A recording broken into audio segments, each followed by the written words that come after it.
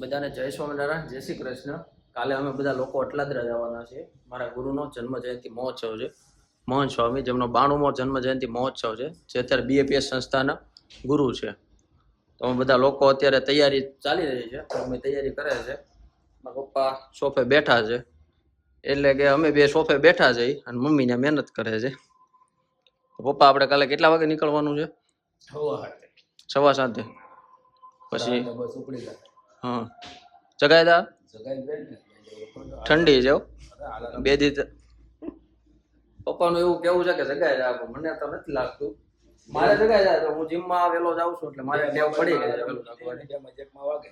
હે, બે મોબાઈલ નો મોકલ, એકમાં ઘંટલી વાગે. મારા પપ્પા તો એવું કહે છે કે 2 માં વાગે, 2 ને વાગે તો કાલની જેમ થાય તો બાજુ વાળા જગાડશે. આજે એમાં એવું છું, આજે પૂનમ હતી એટલે મારા મમ્મીની બધા દર્શન કરવા કણાક જવાના હતા. એમાં એને મારા મોટા બાને બધા જોડે જવાના હતા. એને એમ કીધું હતું કે આપણે 5:30 આપણે નીકળી જાવ. તમને ખ્યાલ છે આવો? 5:30 નીકળી જાવ એમ કીધું.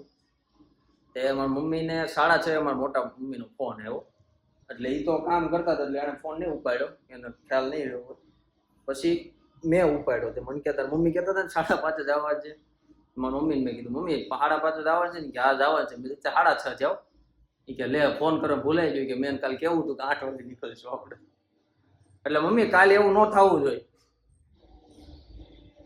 મમ્મી ભાઈ લઈ જાય, એને થોડોક હેલ્પ તો ન કર્યું, પણ આપણે કે મમ્મી આજ કેમ રહ્યું તું દર્શન કરવા ગયા તે? એમ નહીં, સવારે 5:30 જવા નતા ને?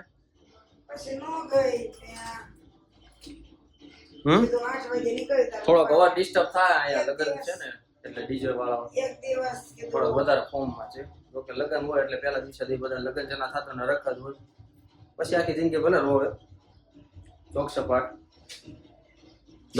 મમ્મી પડદે જ કાંઈ ફરક નહીં પડે. મમ્મી એવું છે, પડદો પાડ દે તો એ કે આપણે અવાજ થોડોક ઓછો આવે.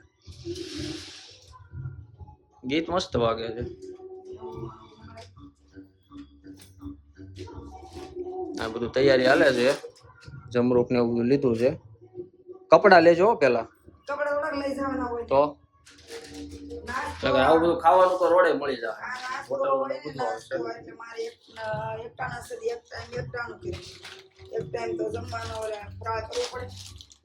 એક ટાઈમ ફરાળ કરવાનો. અમારે 3 ટાઈમ ફરાળ કરવાનો, એટલે ફૂલ પેટ ભરીને ખાઈ જાવ. ખાતેલું હારે આવવાનું છે ભાઈ. અને આમાં લીધી છે, આ પાકેટ લીધું છે. આમાં પછી આ સાલ ઓઢવા લીધી છે. સાલ છે કે દુપટ્ટો છે? એ સાલ છે. સાલ છે. અને આ માથે બાંધવાનો રૂમાલ લીધો છે. સવારમાં બેવી એટલે ટાઈટ વાઈ લઈને બાંધવા થાય. આરે હોય સભા મંડપમાં લઈ જાય એટલે બાંધવા થાય. તો આજના બ્લોગમાં તો તમને ખાસ એ જ કહેવાનું હતું કે અમે કાલે અટલાદરા જઈએ છીએ. બહુ બહુ મોટા પાયે આ ભવ્ય ઉત્સવ ઉજવવાનો છે. મોહન સ્વામી મહારાજનો પહેલી જન્મ જયંતિ ઉજવવાની છે, એટલે એમાં તો પછી કાંઈ બાકી હોય જ નહીં. ખાસ તો આ બ્લોગ પૂરો કરીએ એ પહેલાં એક સારો આપણે સુવિચારને સમજીએ. મારા પપ્પાને પૂછીએ, એની પાસે તો સુવિચાર અઢળક છે. પપ્પા, આપણે ઓડિયન્સને કંઈક સારી સલાહ આપી છે, એક સારો સુવિચાર કયો. પ્રમુખ સ્વામી મહારાજ એવું કહેતા કે હવના ભલામાં આપણું ભલું. બરાબર છે. તો સામે વાળાનું જોવાનું પાત્ર આપે કે એ માણસ નિશો છે તો એને કઈ રીતે આપણે આગળ લાવવો એ વિચાર કરવો. ગરીબ માણસ આપણો નહીં વિચાર, આમાં માણસ વિચાર કે આમાં માણસ કેવો છે એનું પાત્ર આપે. ટૂંકમાં મારા પપ્પા એવું કહેવા માગે છે કે બીજાના ભલામાં આપનું ભલું. એટલે કે પ્રમુખ સ્વામી મહારાજ, પહેલાં તમને કહું તો કે આ પ્રમુખ સ્વામી મહારાજ છે.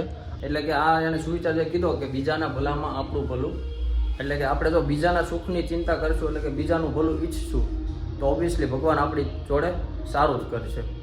તો આ સાથે આપણે સારા વિચાર સાથે આ બ્લોગ પૂરો કરીએ છીએ અને જલ્દી પાછા નવા બ્લોગમાં મળીએ. અને જો અમારો બ્લોગ તમને ગમ્યો હોય તો તેને લાઈક કરજો, શેર કરજો અને ચેનલને સબસ્ક્રાઈબ કરવાનું ના ભૂલતા. બધાને જય સ્વામિનારાયણ, જય શ્રી કૃષ્ણ.